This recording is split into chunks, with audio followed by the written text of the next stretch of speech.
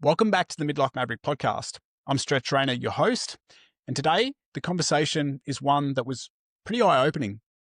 I'm joined by Sophia Torrini, a certified clinical EFT practitioner, reality hacking expert who's trained under Dr. Joe Dispenza. I'll be honest, when I first read her profile, I didn't fully understand what half of that meant. But after chatting with her, I walked away with a complete different perspective on how emotions, stress, and even our thoughts can affect our health and our physical body. Sophia shared her story of going from a near-death experience and 16 years of chronic illness to complete transformation, not through medication, but through emotional freedom techniques, or EFT, and something she calls metaconsciousness. We dive into what EFT actually is, why emotions get stored in the body, how tapping helps release these emotions, and how practices like heart-brain coherence can help you regulate stress and reconnect with purpose. For any man who's been living stuck inside his head, pushing harder, or trying to just soldier on, this episode is going to help you understand why that's not working anymore and how to start feeling again. So let's dive in. Sophia, welcome to the Midlife Maverick podcast. Thank you for having me. It's an honor to be on your show. I'm excited, and I'm also very curious because a lot of what's in your profile I've never heard of before. So I'm going to be interested to learn more about emotional freedom techniques, reality hacking, and meta consciousness. Okay. So I'll But start. before we dive in, I usually start my podcast with a couple of questions. So I'm going to hit you with these two first, and then we'll jump in. If you and I were to be boarding an airplane, where would that plane be going? Do you have a favorite holiday destination, or is there a bucket list item you'd love to tick off? Well, I have a favorite place. So favorite is Brazil, but I do want to go to Australia and I want to come scuba diving. And Beautiful. Australia and New Zealand would be the two places I would like to visit that I haven't. Awesome. I'm a massive scuba fan myself. Is there something in particular, the Great Barrier Reef? Is that where you'd like to hit up in Australia? Yeah, amazing part of the world, and also I'd recommend Ningaloo as well, which is over on the west coast. Not so well known, but also a very magical place, Ningaloo Reef, if you do get here. And I'd like to go near a kangaroo, but I heard that they bite or they're not that friendly, but I'd like to go near them. Well, some of the ones that are more tame, you can definitely get close to and pat, but I wouldn't pat one in the wild, that's for sure. Okay, so if you were coming to Australia and you and I were to catch up and we were to have a conversation about, your mission and your passion right now, what would that be? Mission is pretty much to empower and guide people and know that they have choices to change what they're experiencing, whether it's health or anything else. And what we've been told in the traditional model is actually very limiting. We have a lot more power than we thought about. And that was a big shock for me as well. But it is the truth. Mm, very And I have interesting. a happier life versus to be part of a system. And anywhere you look in the world, everybody is drained and stressed out. And there are some people who are thriving right now because, they're ahead of us on these concepts and these principles. I'm looking forward to talking about these principles because I've been one of those people that has suffered burnout myself, always striving, always pushing, wanting to achieve more. And I think that society pressure is on us, especially men, as we push ourselves as the provider all the time. Before we sort of tap into, your expertise and what you do, I always like to start with a little bit of a story. So I'd like to know your backstory. What got you to where you are today? Okay, so I'm pretty much like everybody else. I came from overseas. I came to the States, and I wanted to be successful and climb the ladder. I always had an interest in healthcare, and for whatever reason, also I did some stuff with network engineering and computers. I didn't really work in the field. I did some little jobs, but healthcare was my thing. I really wanted to help people heal and what makes them heal. And at first, I was happy till I actually saw the system doesn't work very well. And then I had a health challenge that almost cost my life. And I was not expected to live. and it was very difficult navigating that system. And once I got out and once I lived, I ended up with a health challenge that dragged out for a little over 16 years, and I couldn't put my finger around it. But I kept on asking the same question. How can a super healthy person overnight be expected to die? It just something must have gone wrong in this picture that I'm not aware of. And I finally got the answers a little more than the 16 years. And that's where meta consciousness came in, which is some people may know it as German new medicine. And it gave me a lot of answers what happened. I started using these principles, EFT, and some of the teachings of Dr. Joe Dispenza. And eventually I got off all of my meds and my health restored and I was happier. The anxiety that I was having and the stress I was having. I'm not saying my life is perfect, so I don't want to give the idea that everything is, fluffy out there.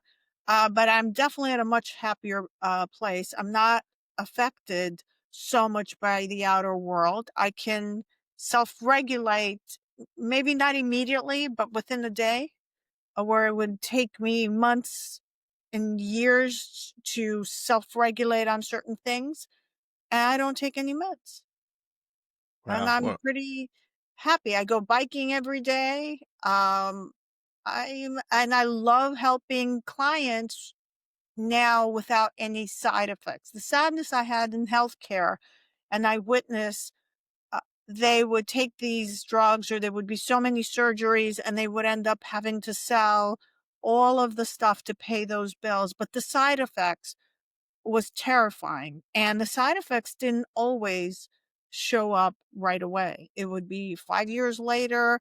And my degree's in epidemiology, and I had a second experience where they were going to remove my uterus. And I said, over my dead body.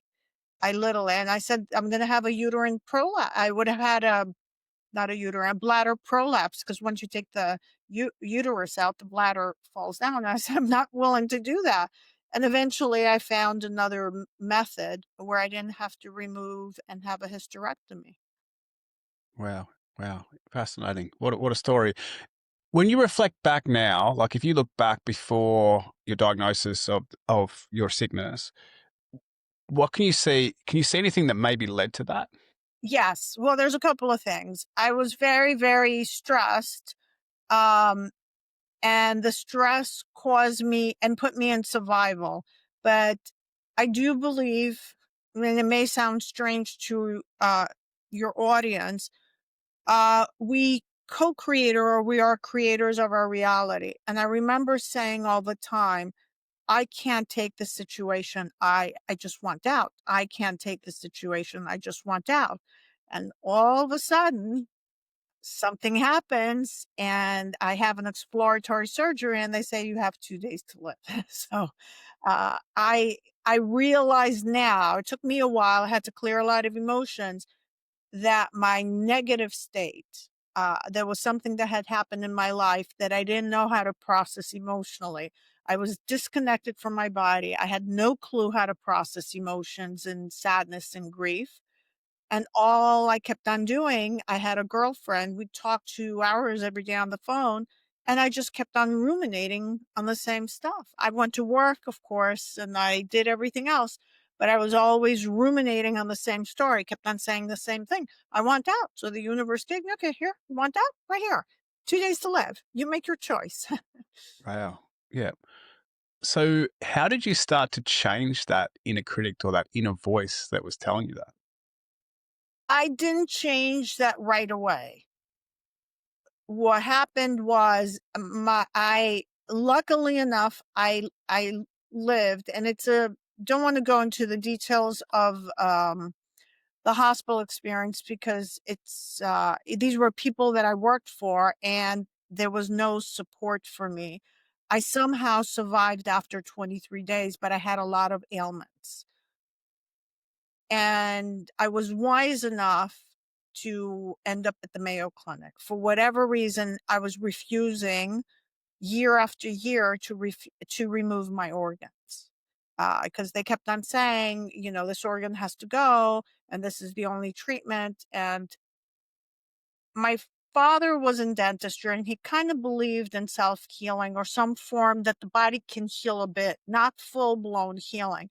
And I kept on asking, can you explain how a healthy individual that had nothing, you do an exploratory surgery, you find nothing, and now is at their deathbed with not a chance to live, and all my organs are shutting down. And I was never getting he says, it's just idiopathic. It's just something happened to you. Your system just decided to shut down. And that answer never satisfied me. So I did suffer for a long time. Um, and then, and I did like the treatment that I did get at the Mayo. At least it was conservative. It didn't heal me, but they started implanting the idea that maybe your stress has something to do with this for the first time.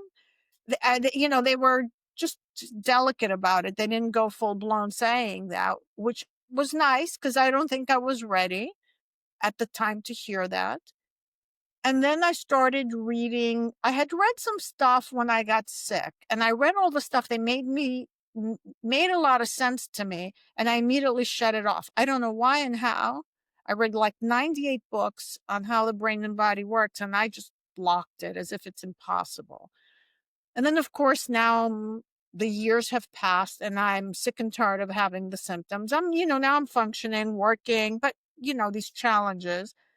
So I started reading Dr. Joe Dispenza's book, and immediately I had heard of him before, I had read him before, and I discarded him. He made absolutely complete sense. I was into it. I could recite everything that was in the book, but he would say, you need to master your emotions. If you master your emotions, you master your creations, and you can't become the old self. And I could not figure out for the life of me what that was. And I was very stubborn. And I had gone to some events and some people were very nice and they would say, analysis paralysis, get out of your head. And I just could not grasp it. So I decided, I found this lovely woman, very tough. I would call her the German Gestapo, but a very good practitioner. I think I needed something so tough. I mean, she was relentless. And we started tapping for 7 days a week. And boy, did I start having anxiety. Did panic start coming up? Did all the experience of dying start to come up? It was, my emotions were a roller coaster. And then 18 months later, I started changing and things were making a lot of sense. I was able to I had started meditating, but I couldn't still my mind. And things were coming into flow. And then she, kind of suggested, you want to go back to healthcare. And she kept on saying, you can have a good income. And I was having resistance. I just can't go back. He says, well, you have nothing to, no work. And we would tap on it and that wouldn't clear. And I would just get angry. And I said, I'm not going back there. I says, well, you have to find something. So she nicely said, I'm going to be assisting on one of these EFT classes. Why don't you just take the course and see if you like it? She was very smart. So I said, okay. I took the course. It made a lot of sense. I'm tapping throughout the course. The trainer thought there was something wrong with me. She intervened and said there's nothing wrong with her. Because at this point, I still had a lot of emotions and I was getting triggered. And they were talking about childhood trauma, which I had a lot. And I kind of waited a few weeks. I said, okay, the course was great. She says, why don't you take the test? I said, okay, I'll take the test. I took the test. I passed it with flying colors. And she says, well, you have nothing to lose to do the client, to do the certification. So I did. And then a client appeared after I got certified. And I did it pretty fast, in like lightning speed. And I passed with kind of flying colors because it was making sense, but I couldn't picture myself for doing it because it didn't have all the degrees that I supposedly had. And I said, who's going to think of this? And this client shows up out of nowhere. Uh, and she becomes my first client. And I started seeing changes in her. And that was the turning point. She literally came completely depressed, and I'm teaching her EFT, and I'm also teaching her how the reality is getting created. And she's keeping notes, and she's manifesting better than me. And the student had become better than the teacher, and she'd be more motivated than me. And then I said, okay, this is what I'm going to do. And Awesome. that's how I ended up with this. But I did have along the way, tapping by itself was helping me, but I wasn't picking the patterns. So German New Medicine or Meta Consciousness says that all health conditions is a lowering of frequency, like Dr. Joe teaches, but there's a biological track that gets triggered. And so each organ has a biological track. And when I mapped out my childhood and I mapped out the hospital experiences, it explained why everything went wrong into the hospital and why I was expected to die. So that it made so much sense. And I found it miraculous. And it's been out for years. It just hasn't been popularized. It's not something that's new. Not something that's mainstream. I want to dive into more about what emotional freedom techniques are. So if I'm someone who hasn't and never heard of that, can you explain that to me? Yes, it's a combination of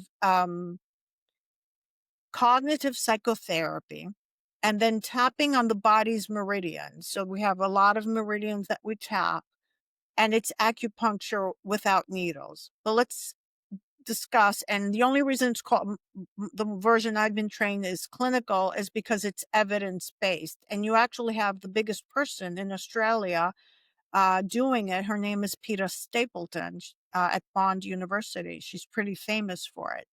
So let's explain why it works.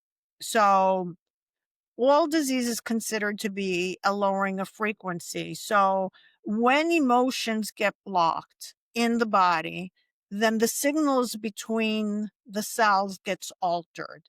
So every time you have an experience, your limbic brain, you have your neocortex, your limbic brain, and your cerebellum. The limbic brain is in charge of your autonomic nervous system, where all your functions work. It produces chemistry. And if you don't feel it and process it, that chemistry gets stored in the body.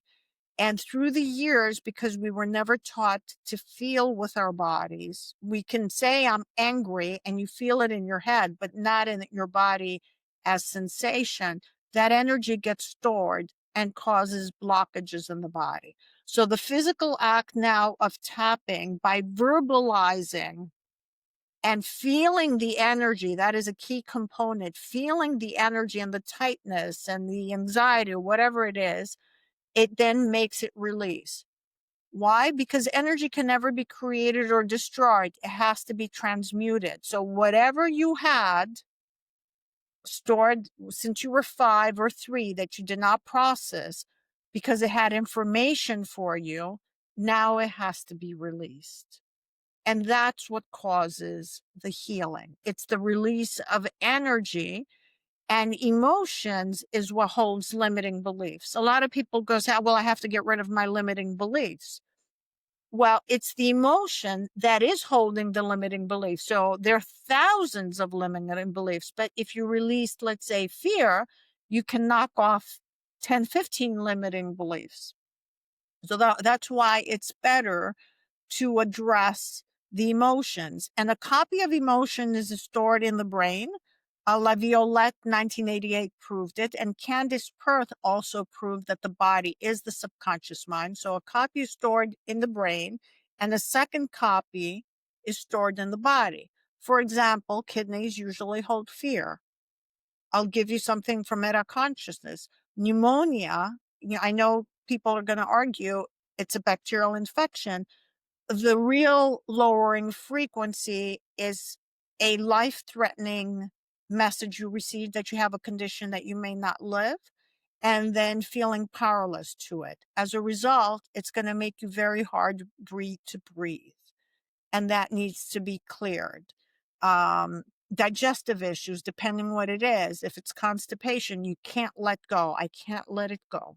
So the intestine gets stuck, or nothing's moving in your life because you're so angry or whatever it is. So then nothing's going to move in your intestinal tract.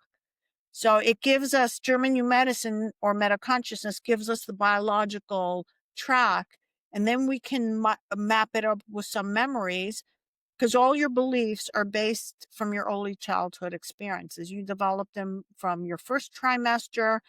It's usually till about 7. I extend it to 13. And why did it happen that way? I'll give a very simple explanation, because you had different brain waves. So when you were born, babies sleep, so they're in delta brain waves. Then they go to theta, and then they go to alpha. Guess what? Those 3 brain waves is what hypnotists use to hypnotize you. So the baby on its own, as it's growing up, the child is getting programmed unknowingly and unwillingly without its consent. And then you created all your beliefs there, and now they play out later in life. After 13, actually, depending on the person, could be 7, your beta brainwaves come in. So your judgment and your analytical thinking comes in, and you could just say, okay, that's happening there and it's not affecting me. But before that, you don't have a filter for that. So that's how EFT works in a nutshell. And I wanted to address one more thing. So traumatic memories are stored in the hippocampus. And even if you're not thinking of them, if there's a stimulus or a response, an emotion and a trigger, it's going to replay in your head. And a lot of people are not aware of it. So it's happening unconscious.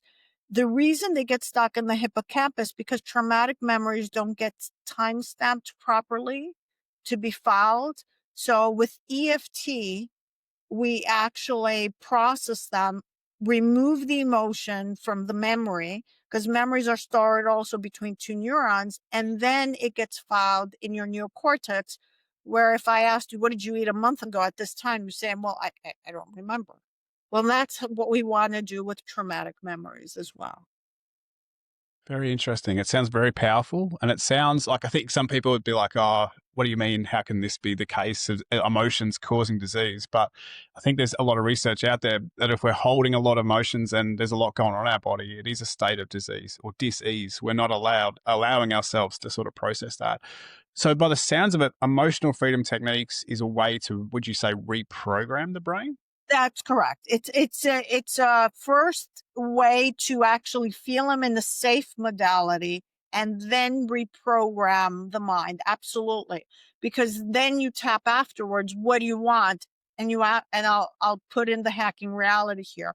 But let's make a caveat. Let's say I'm in fear.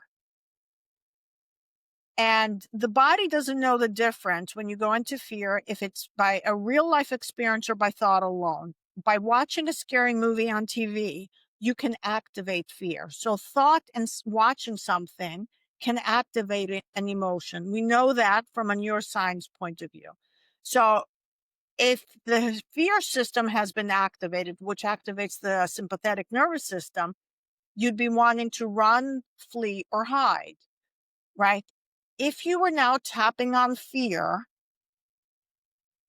there's no tiger here. So the body's starting to rewire. There's no danger, because you can't be physically tapping if there was a physical threat. Let's say there's a fire in here. I wouldn't be saying, oh, even though I'm so afraid, there's this fire going on, I'm safe right now, right? So the act of tapping changes the brain waves, and the physical touch here is going to give a different system, and we're starting to rewire a new neural pathway.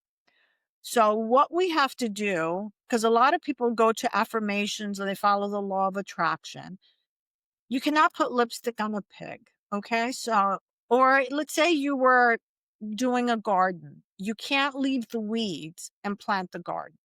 So in EFT, first, we start removing the limiting emotions with the beliefs. So you have to clean your soil, your garden, before you plant something. And that's what we do. And EFT can do both. Now, where does hacking reality come? So if it's a memory that I kept on replaying in my head, I just worked actually with someone who was raped. And she can now play the image forward and backwards with no emotional charge. She's in her 60s, and up till this point, she had been to therapy. No one told her, I mean, these here in the US, these modalities are popular. No one told her she could clear the emotion from it. And we have a few techniques in EFT that we can. And then after the emotion is cleared, we can rewrite the memory that she was safe and she's protected. And if you keep on replaying that, that's going to create a neural pathway. Why? Because what fires together wires together, but also what no longer fires together, what no longer wires together, no longer fires together. So we do the pruning first, and we have to drain the emotion. You cannot change it if there's an emotional charge. And where does the emotion get stored? It's always stored in the body. That's why when you have anxiety, there's this knot. It just comes out of nowhere. And then we run into our head and we do stories because we feel very uncomfortable and can't sit still, because the bodily sensation is what's very uncomfortable for most of us. Awesome. I like that analogy of the garden. And like you sort of said, pulling out the weeds first before we're putting in the plants or creating the new connections. You bring up an interesting point. You bring up the point of being able to, I suppose, understand the emotion, or you've got to be able to, it sounds like you've got to be able to connect with that emotion before we can start to take action. Is that correct? Correct. In the beginning, the person is not going to know exactly what they're feeling. And with a Mm. little practice, they just know it's a knot here or a heaviness here or in my head. And by you putting your awareness, you're putting, without forcing it to leave, you're observing it and tapping, the energy eventually leaves. And sooner or later, you know what the emotions are. Because when I started, she kept on saying, my practitioner, I'm angry. And I didn't know, because I'd never verbalized my anger. And the anger was running in my head. And boy, was I angry. I was really angry with whatever has happened. And with men, sometimes it's a little harder. So usually men who come to me have anxiety. So anxiety is not a single emotion. It's usually a number of emotions, but the bigger issue with anxiety is taking the past and projecting it onto your future.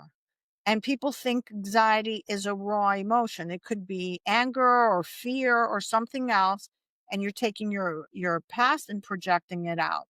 So the person I'm working with had for a long time, every week it's a knot in the stomach, a knot in the stomach. And then he would disassociate or have attention deficit disorder, which is an overload in the system. It's like your alarm system is off. And finally now, after, and we're not talking years, we're just talking, maybe 2 months, his anger is coming up.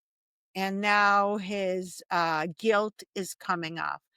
And he's learning to be comfortable in the body. And as he does that, all the other stuff is going to fall off, because the alarm, it's one alarm. The anxiety is actually more than one alarm going on. It's a lot of emotions going on.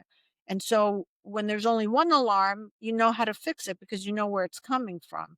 When you have 5 alarms and there's an overload, you can't figure out where to go and where to start. So yes, with a little practice, but there has to be willingness. And 90% of the people are willing, but there's a small percentage because they're not feeling safe. And it's not because they don't want to, but that's when we have to overcome this bodily sensation a little bit to sit with it, not forever, not till eternity, but just a little bit. So then the body knows, okay, she's learning, he or she is learning how to do that. And then the body will release it because the body is protecting you based on its old programming. So it comes back to changing that programming. I think, like most men, we're just taught to bury those emotions. You know, we're tough on the outside. We don't want to show weakness. We don't want to cry. We're just told to soldier on. So I'm curious, like for the men listening, how do they start to connect with their emotions, or what do you find as a useful sort of starting tool for them to be able to maybe feel their body in that sense? I give a couple of tools. One is just to do a body scan and observe. Not a deep, half hour, whatever, because you can't start at that. So you do a small body scan, and then maybe after a week or two, just observe where the knot is and ask it if it has a message for you. You'd be surprised that you get a message. The other thing they can do is tap on their lower frequency emotions. So I start them with that. And then I ask them, maybe by the second or third week, I ask them how would they like to be their life differently. So I first get them to stay a little while in the happy memory. So first I get them in the happy memory. I always do a happy memory, or I do brain and heart coherence from the Heart Math Institute. I can explain what that is in a second. But I start them with a happy memory. They step into the memory, they feel the memory, and then I ask it to radiate that energy and then fill their body. Sooner or later, this client already can feel a buzz in his heart because we have an energy center here. And when it gets activated, some people feel it pulsing. For me, it rotates, or I feel this nice, I love this energy here. So what I do is I use a good memory. Everybody has one good memory that they're happy with. So I have them do that. And then a lot of times I'll say, okay, how would you feel if you had achieved this? How would your life be that? And I have them do a little mental rehearsal. And I have a short meditation, which is not mine, is one from Dr. Joe that he gave for free, where they actually see their future selves in front of them, and they put that version by feeling it in their heart, and then they put their heart in their future self. So they're starting to activate the heart center.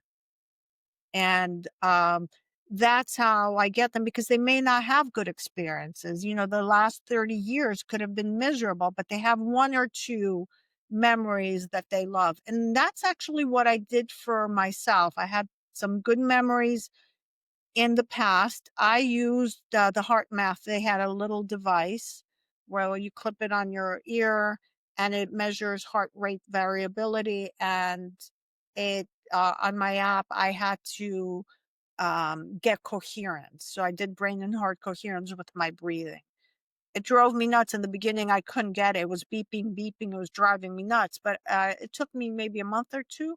I got there. Now I don't need the device. I just go to a happy memory and then I radiate it. Or I can use breathing too. Breathing is very helpful. I mean, you've been a trainer, so if you slow down your breathing and you do abdominal breathing, slowly, the body starts feeling safe. Can you just go back to that heart math thing and just sort of talk to us about why is that important? Why is it important to be able to have that heart math? Okay, so when your brain and heart are not coherent, the body is going to be very stressed, and you're going to be in what we call survival mode. You don't make good choices. That was the reason I made that wrong choice years ago that cost my life. I just believed what everybody else was telling me when my own intuition was saying a different thing. So when we are in survival, and that you can easily figure it out when your brain waves are high. So high beta brain waves or too much analysis will put you in survival, and you're going to make the wrong choice because we always see the worst case scenario, doom and gloom, and there's no hope. Number two, when we change the brain waves and uh, we have coherence between the brain and the heart starts feeling safe, and the heart gives us the message, maybe this is not a good idea. There's some old spiritual teachings that say the heart knows. So the heart never gives you two choices. It gives you one. It says no, or it says yes. The mind will give you, well, you could do this, maybe you should do this, maybe you should do that, and now you've expended all your energy. So when we're brain and heart coherent, the beat of the heart, the variability of the heart is coherent, and it also activates the parasympathetic nervous system as well, and it turns off the survival system. And the Heart Math has done extensive research on it, and we definitely know that we can change our own heart variability by doing that. And you also have more energy when you're in brain and heart coherence. You're actually depleted when your heart rate variability is off, which is very important as well. Yeah, I love that. It's an interesting sort of concept, isn't it, about the heart rate variable and being able to slow that down. I feel like most of us are walking around in that stressed state. We're always in that, that sympathetic state, that fight or flight mode. And I assume that most of us are running around with that brain and heart connection not where it needs to be. When you start to bring up these emotions, when we start to connect and we start to feel this, you're talking about letting go of those emotions. What do we see? What do people start to experience at that point?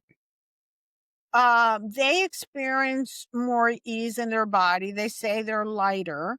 And if they're physical symptoms, they start changing. Sometimes for some people, they change a little bit, and for some, they're dramatic. For me, my symptoms didn't change, but I felt lighter, and a couple of themes for me changed.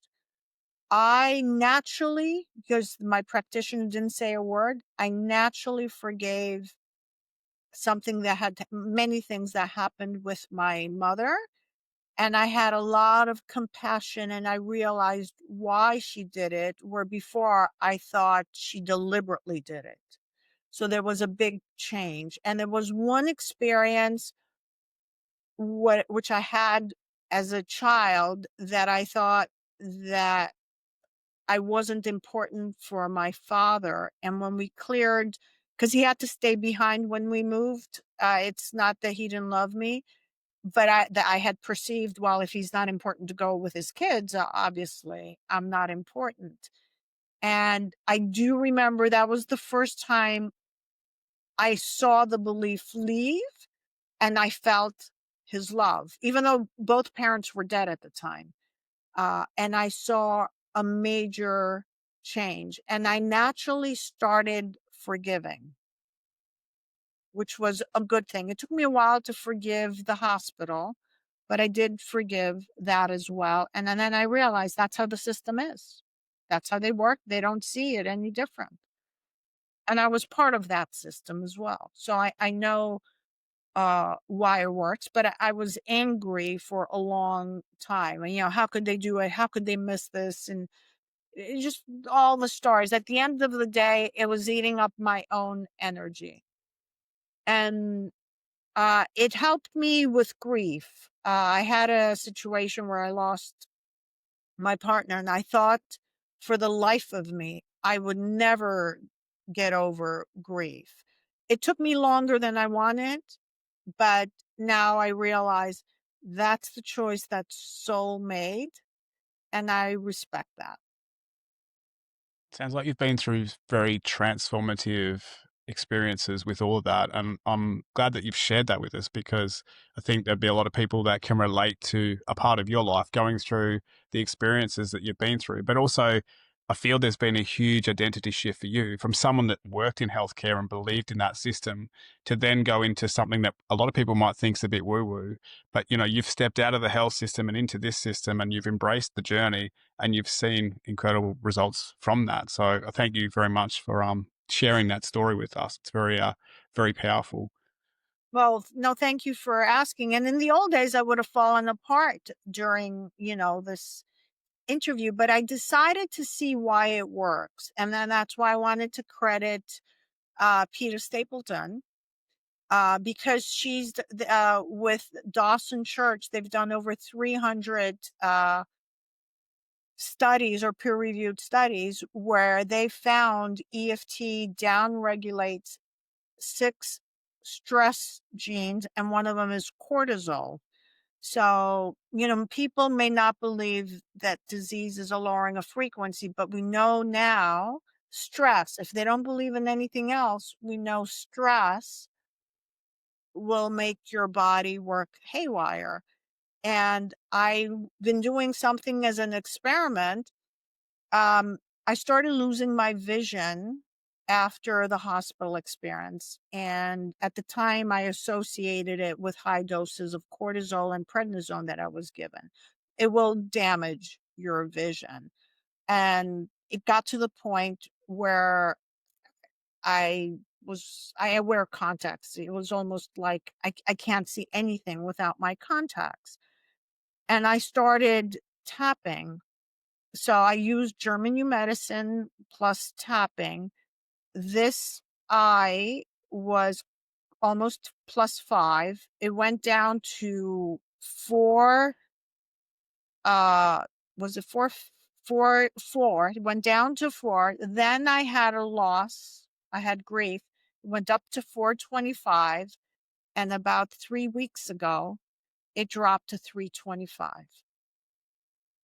So I'm working on clearing those because I do monovision. So I'm working on clearing, and I'm finding the memories, and I'm going to certain memories, and I'm seeing that there's a charge.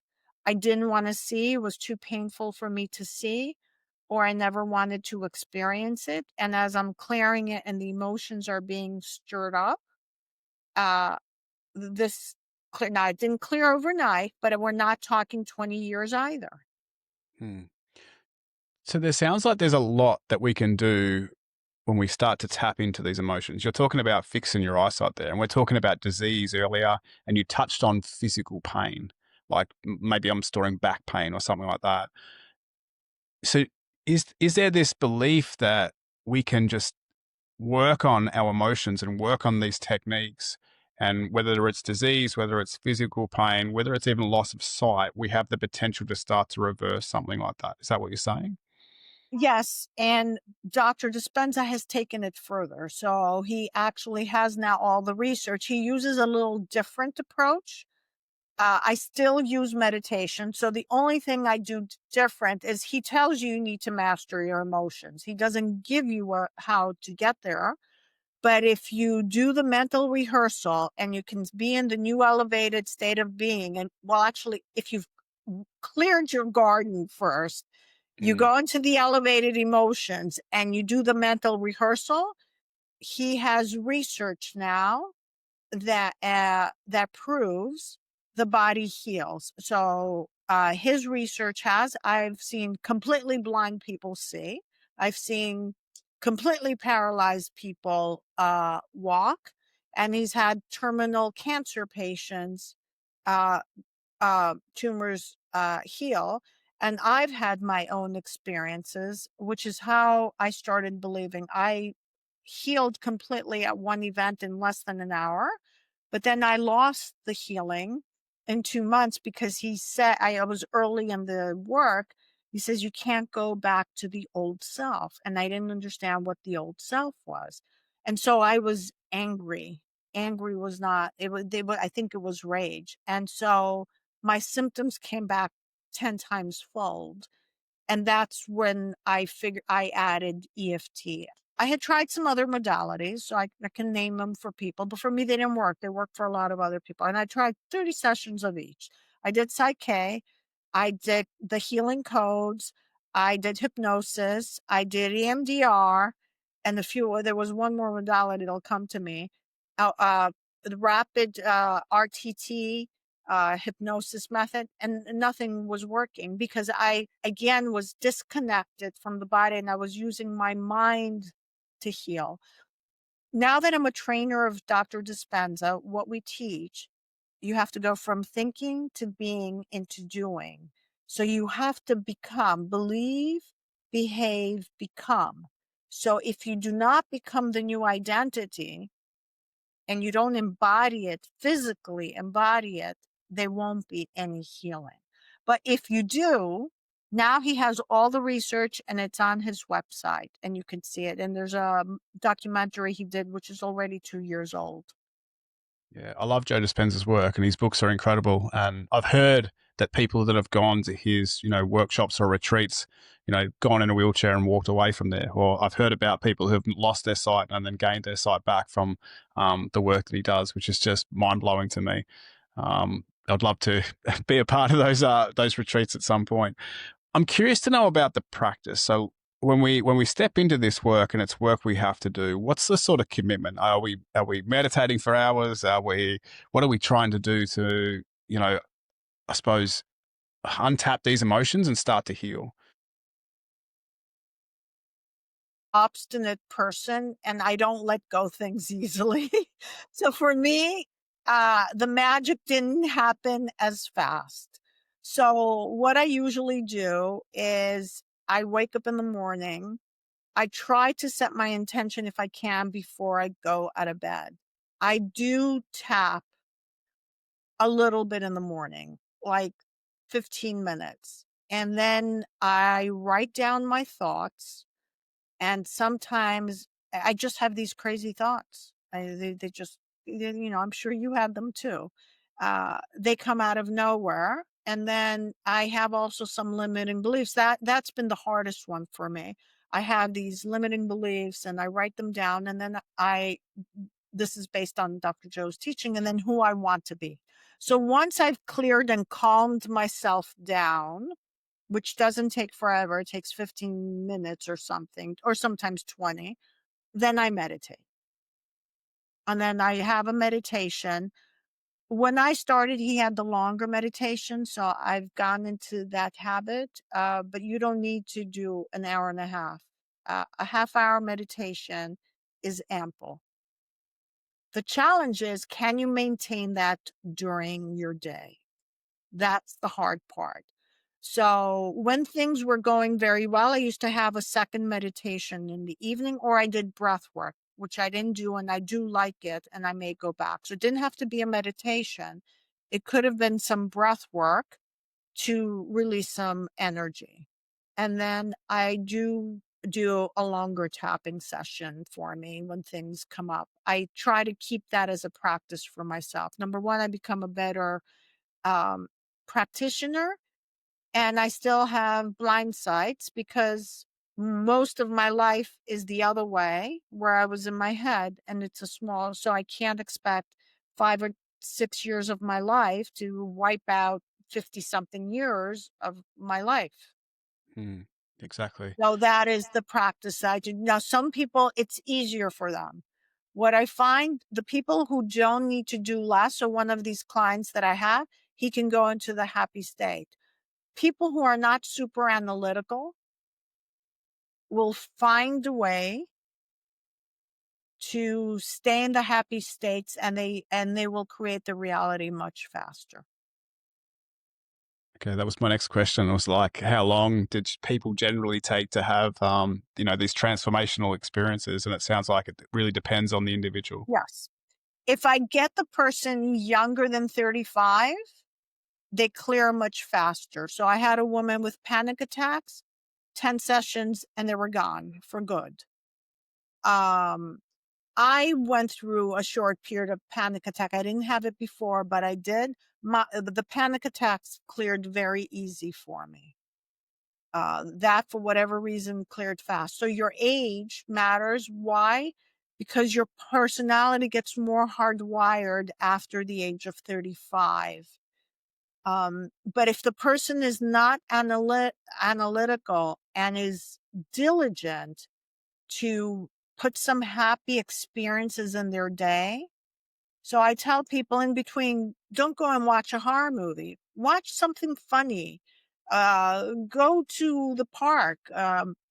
Do something fun so the body can start to feel safe and enjoy life. Do a massage, do anything you like, do some exercise that you enjoy. So it's not just doing meditation and all this hard work. So that actually helps you because now you're retraining your body to enjoy life. And once you start enjoying life, the body feels safe because you can't be dancing and a tiger is here again. That's another thing. So the body starts getting reprogrammed that it's safe. Yeah, I can relate to that. I think like meditation for me, I sometimes go through a practice of that and I find it helps. But for me, I mean, training, like physically training and moving, I find it's a good way to get out of my head and get into my body, especially if I'm doing like handstands or I'm doing some sort of gymnastics bodyweight stuff. I'm very in tune with what's going on and all the worries of the day or everything else is just not conscious right there. So I find that my escape, and I like breath work too. When I get into the breath work stuff, or maybe I get into an ice bath or the cold ocean, I'm very present. I think that definitely helps me in that sense. I get the impression that for some people, there's continual weeding. Like you've got to keep going back and you've got to keep pulling the weeds and keep replanting. Whereas for other people, maybe there's an opportunity for the change to happen and they don't need to revisit it as No, much, or no? change happens to them sooner, is what it Yeah. is. For some people, it happens very fast. But you always are going to need moving forward to watch your thoughts and have something that you can do. So you may not have to come to a practitioner anymore, Mm. but you will have to use the practice for yourself. You have to find a way to calm the monkey mind. Now, some people advance and they can contemplate reality. I haven't gotten there. Well, sometimes I can, but as a regular practice, I I have not skipped a day of meditation in 7 years. Every time I've put it later in the day, the monkey mind is out of control. I don't have to meditate twice a day that I did, but I was a very anxious person, but I didn't show it, but my body felt it, and I was completely disconnected from my body. So I put a nice face, but my stomach, my everything internally, which I was disconnected, was completely off. So for me, it's been a little different because I'm also very stubborn. I didn't let things easily go. Some people, it's easier for them to let go. How is your stress and anger these days? And off the back of that, how do you manage that now moving forward? Okay, so my stress is not high. You can see I'm pretty calm. My anger, I get angry and then I say, I reframe. And actually, yesterday, because there's a ugly situation happening here for a while. And I said, you know what? I am not going to go in attack mode. That's my old default animal way. I'm going to see how can I go from a position of power, prove my facts based on analysis, and trust that I'm going to get what I want. And then I said to myself, because you're in a you're in a multi-dimensional hall of mirrors. So every time I attack, I'm actually attacking my mirror. So the energy bounces back to me. So I said, I'm not going to go that way. So I came up with a strategy last night to something that was done, underhanded. And I said, I'm not going to get angry. So I control it pretty fast, not instantaneously, but in a short period of time, maybe in an hour or two, I'm pretty much done. And I'm not ruminating on it. I like the way you stop and you ask yourself better questions and you process that before you act. I mean, we only have to look at social media these days and we can see how everyone gets quite aggressive and everyone acts pretty much on spur. But like that that mirror that you're talking about, it's bouncing back and it's causing more stress and more harm to the individual probably attacking, plus also the individual they are attacking. But I think so many people just need to be able to step back and ask those better questions in those times of anger or frustration, or fear or sadness or whatever they're sort of feeling. I like the way I had another guest on the podcast, and he spoke about like emotions. There's no good or bad emotions. These emotions that we experience are just our body's trying to give us a message, trying to tell us something. And if we can learn to listen to those emotions and ask those better questions, then we can start to obviously choose a better path that's going to be healing or healthy or create maybe the future vision that you've talked about. And that's correct. And so sometimes in EFT, after they've cleared something, and let's say it's a shoulder that's frozen, I have them imagine it being like an energetic ball or a stick figure sitting in front of them. And I ask them to ask the energy after they transmit love to it without judgment. What does this energy that's created my shoulder not to work feel for me? And you'd be surprised. They get a message, they get an emotion first. Then sometimes they're given an age when it happened and the belief that gets associated. Once all of that is cleared, I ask them to renegotiate with that part if it's willing to do another function. So these biological tracks that German New Medicine calls were created to protect us. So I have a woman now who is paralyzed on one side, and part of the paralysis is because at the time something happened, she couldn't escape. So the body remembers she couldn't escape. And if she can go back in time and we can feel what it felt not to escape, then it's going to clear. And I like to make a caveat here because people are going to be scared. I don't take to relive the experience. So I only go back into the past to get the emotion and the belief. We never relive the experience because it's going to re-traumatize us. Because a lot of people say, why would you want to go back to it? I just need to get that information because that's what's stored in my tissue. So it's cleared. And I'll give you an example for breast cancer, which is common. So a right-handed woman, if she has a baby, she carries the baby and brings it to her chest this way. She uses her left hand and she uses a right hand that is dominant. Women who get cancer in the right breast have a nest conflict. What does that mean? Either they lost a child or this child is in danger. Someone in their family, a partner, there's a conflict. And once you find the track, because that's the message, and you clear that, the body starts to heal the cancer. And So, these are things that we've learned biological. I mean, every right-handed woman's going to hold the baby this way. it's just it's so powerful, isn't it? But like when you put the pieces together, it sort of makes sense. And obviously, if we're seeing people go through these practices and they're healing from it, there's something magical happening there, isn't there? Yeah. And for me, my personal experience, so I went to the hospital because I had some abdominal pain. And, they kept on saying stuff. And I was already working in surgery at the time in a surgical practice. So they came up with this diagnosis and I said, I can't have that because I'm not in the age group. They insisted. So they scared me and I went in with only abdominal pain. I did have some fever. That's all I had. Nothing else. And before the surgery, I met with a surgeon, and during the prep, they say, we need to do an exploratory surgery because you have something in your abdomen. You have hours to live. That was what they told me. And then the surgeon came, it was in the middle of the night, 3:00 in the morning. He told me the same thing. I have to operate very fast. He just woke up from his sleep because I don't have enough hours. You're not going to make it through the morning. Well, after the surgery, my lungs collapsed. I had pleural effusions. When you look up metaconsciousness, a threat for life will collapse your lungs. It's exactly that happened to me. It took me years to figure it out because didn't have anything with my lungs. I was breathing perfectly fine. I just had some abdominal pain.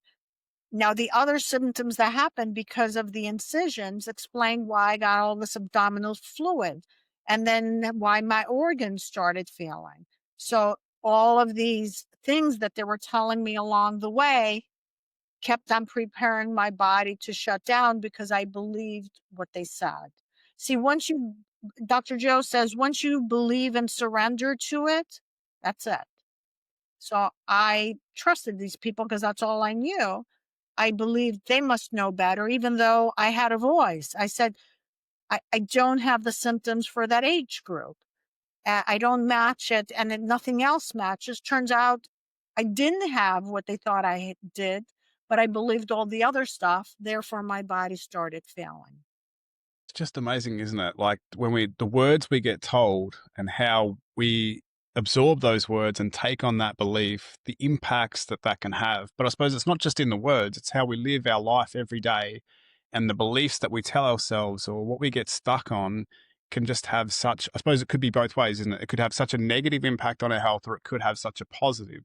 So it's making that choice of, okay, well, what's the message I want to be repeating, or what's the story I want to be telling myself?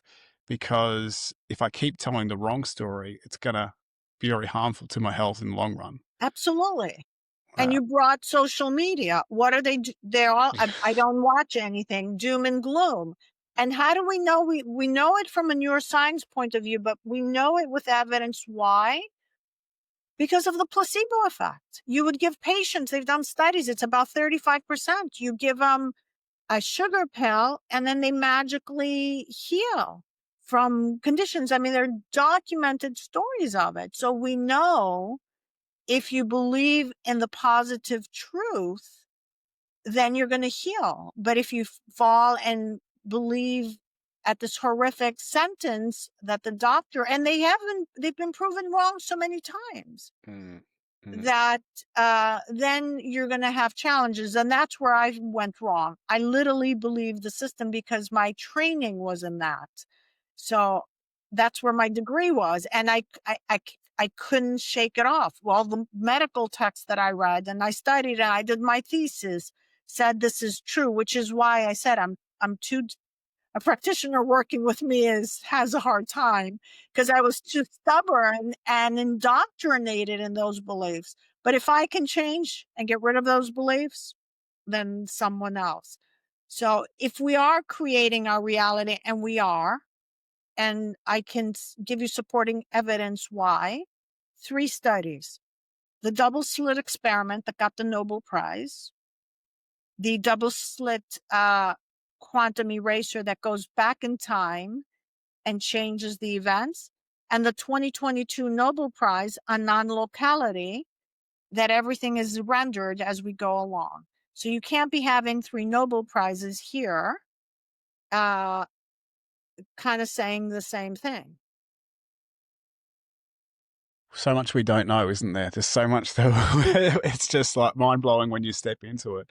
I think the social media thing as well. And it's like there's so much going on in the world right now that it's easy to get pulled into the news, or it's easy to get pulled into social media or other people's lives and compare ourselves or get angry at what's going on in the world or frustrated. But then what's the cost of that internally? How do you manage all that noise going on around you? I do not watch any social media. A couple of people on my floor will call me. I don't want to know. I have a person upstairs who wants to tell me what's happening in the politics. And my answer is always, both parties are corrupt, however it is. And I choose to be in the middle. I have my own beliefs, but I'm not going to go from an attack mode. I have a perfect story that happened to me. So I was traveling standby and everybody was calling me. It was maybe 2 years, 2022, when all the flight cancellations were happening. And My friend calls me the night before. His flight got canceled with the same airline. I said, I don't want to hear it. Just stop. He says, well, I know you're traveling. I said, I don't want to know because I don't have a confirmed seat. So I go to the airport. The guy at the airport says, I'm at the ticket agent. I said, I don't have a seat. If there's an empty seat, says the morning flight didn't go and it doesn't look very good. I said, well, I don't have another option. So why don't you just put my name on the list? So I had so much fear and panic. I remember that in my body because I was out of the country. So I was tapping and the flight was supposed to leave at 3 and my name wasn't called. So I was a little anxious. I showed up like at 3:05 and they said, no, your name hasn't been called. So I'm tapping and tapping. And I said, there has to be a reality where I got on the plane. Well, 3:03, my name gets called. And everybody would say, but all the flights have been canceled. Your flight only made it out. I said, it did. And now flights are easy for me to do. Other stuff, I can't do it as easy. But this one, because the worst case scenario would have been an inconvenience, go and find a hotel and be stuck there for 2-3 days. I mean, I wasn't going to die, but I was able to tap and clear my fear. And I refused anybody who was telling me otherwise. I didn't want to hear it. So I came back and I did the same thing during the pandemic. I never got sick. No, I didn't want to know what the symptoms are, what is happening. Nothing happened to me. Absolutely nothing happened to me. Does that have to do with meta consciousness? I've heard you bring up meta consciousness, and that's one It has little to thing do we a haven't couple of things. tapped into yet. Yeah. Yeah. So once you pick the frequency from the outside, you're going to vibrate to that. So you're going to start attracting. So the moment you drop your frequency, you're going to be attracting what the collective is saying. Now, if you do believe what social media says on the symptoms, you have two things running. Your subconscious mind is getting programmed. And then, yes, meta consciousness is going to activate the biological track. Did you ever wonder why everybody during the pandemic had lung issues? There's no coincidence. It's as if it's from the book of meta consciousness. The first thing that happens when there's a threat for life, it's immediately a respiratory issue and a difficulty breathing, as if it was like textbook science. For whatever reason, I don't want to say anything. It seems whatever was happening, they were very familiar with German new medicine. Yeah, it's just incredible, isn't it? Wow. Such insightful information that you've given us, and it's such a powerful sort of thing. I know Joe Dispenza's work, but I've never really had someone to speak to more about it, and it just makes me get even more curious about it now.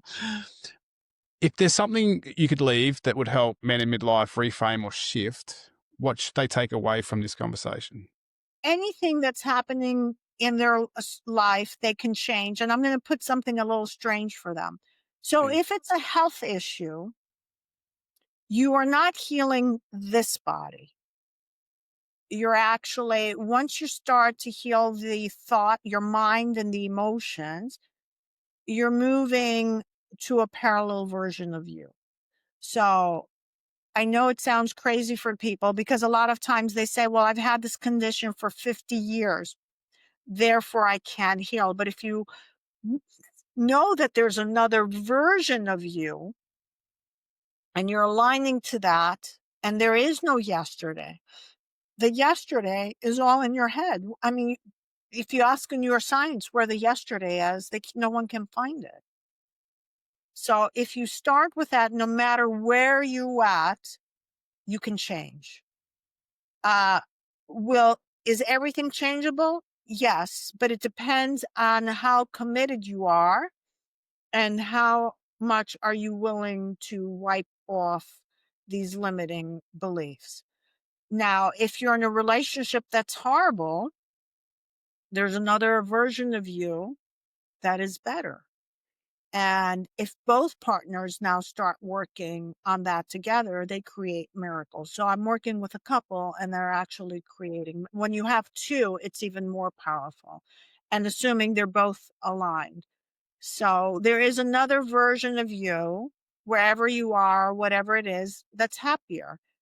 And that's why we're all into this improvement. If it wasn't our future version calling on us, we'd be long gone. And if you're still on planet Earth, that means there's value for you to be here.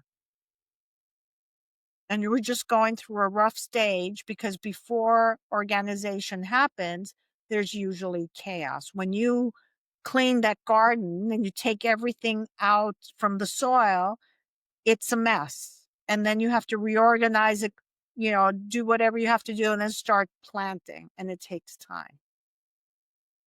Finding that best version of ourselves, not necessarily creating it, but actually stepping into that best That, version of ourselves. it's your vibrational match, just like a TV. There's the fear movies on one channel, and there's the happy movies on another channel. So everything is happening right now.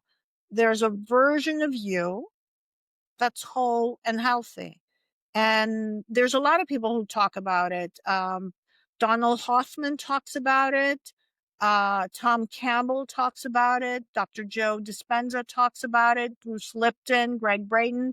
The names are endless. And we have a couple of Nobel Prizes saying how reality gets created, but we also have the multiverse theories, because now they're believing we're in the multiverse, which we are. Exactly. Yeah. For any listeners who haven't tapped into any of those resources that you've just talked about, but Joe Dispenza, definitely one of them. I'd recommend that. That's a good place to start, isn't it? To look into this stuff and sort of see what's actually happening there. Sophia, is there anything I haven't asked you about today that you think my audience would like to hear about before we finish up? No, you asked me everything, but I wanted to add one more thing with the hacking reality. So when we go into the past and we clear that situation, we do it for two things. Number one, to clear it from the body. And let's say you had a horrible experience and now you release the emotional charge and you see you survived it. So you get a reframe. Oh my goodness, this happened to me and I did not turn out to be a monster. Now, when you use the hacking reality and you keep on reprinting the new memory, that is actually what moves you to the parallel timeline. Because now you're creating a new movie strip in your mind, because your mind is like a movie strip. Everything's recorded and you're moving to another track. And what I can tell you is certain traumatic memories that I have from childhood, it's as if it happened to someone else. I have no emotional charge, where before I would fall apart or I'd be angry or upset. They're just fading. And I didn't believe that was possible, but I met someone who had a YouTube channel. I called him up because he was teaching a book on on Itzhak Bentov's book, something about consciousness and the pendulum. The title, it's a rare book. And so I emailed him. I said, do you mind if I could speak to you? I'll pay you. And he told me that he had a horrific childhood and he was very happy and he doesn't have any memories of it. And I said, how can that be possible? And now I know how it's possible. Thank you. Thank you for sharing that. I think that's an important, very important point to make. And I appreciate all of your time today, Sophia. It's sparked more curiosity in me around this topic. And I greatly appreciate your time. If people want to connect with you and find out more about the work you do, where can they do that? They can come to my website, tapintoyourbestself.com. I offer a 30-minute complimentary session. I also offer a free 75-minute masterclass on a preview of Dr. Joe's course that he used to teach in major organizations and companies like Coca-Cola and Google. And you get a lot of information completely free there. And then I do EFT, and I also do all these other modalities, and I teach his course. It's an honor for me to teach it. If you really want to embody his stuff and can't make it to an event, it's actually the embodiment of the practices. You're welcome to do the course. And you can find me on social media, all of them with Tap Into Your Best Self, with an exception of Facebook, which is tapintouryourbestself.org. And I have a lot of free information. So I take these concepts of quantum physics and the mirrors and whatever it is, and I break it down in layman's terms. And the blogs are for free for people and to understand how these practices work. Because if you don't know how it works and why it works, you're not going to invest in it. But the bigger issue is you don't get good results. You're a trainer. So when you were getting trained, you knew you were doing because it's going to give you that effect. So you even put more effort and you got better results because it knew why it works and how it works. And that is what I'm hoping to do with EFT. So a lot of people don't explain the background. It's not something out there. It is purely scientifically neuroscience based. And that's why I want to approach it that way to make for people to make sense. Yeah, I find that too. The same in the gym. It's like you can put people through a training program, but if they don't understand the why behind what they're doing and how it's going to have effects, well, then they're not going to see as good of results. And it comes down to everything, doesn't it? Like nutrition, sleep, stress management. Like we've got to explain or understand that information so it helps us, I suppose, create the practice and stick to the practice with consistency and belief that we're going to be able to make those changes so that we actually get the results. So I can definitely relate to what you're saying there. Sophia, thank you very much for your time. Greatly appreciated. Yeah, and hopefully we can connect again in the future. Absolutely. And thank you very much. I appreciate it as well. That conversation with Sophia honestly gave me a lot to think about. My biggest takeaway is that healing, whether it's physical, emotional, or mental, isn't about doing more. It's about feeling more. It's about slowing down long enough to actually notice what's going on inside of you instead of just trying to push through it. I've realized a lot of men, myself included, spend years trying to outwork their emotions when what they really need is to listen to them.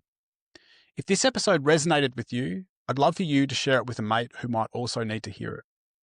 And if you want to keep doing this kind of inner work with other men who get it, join us inside the Midlife Maverick School community. It's free to join, and it's where these conversations continue. You'll find the link in the show notes. Thanks again for tuning in. Take care of yourselves, stay curious, and keep doing the work. I'll see you next time.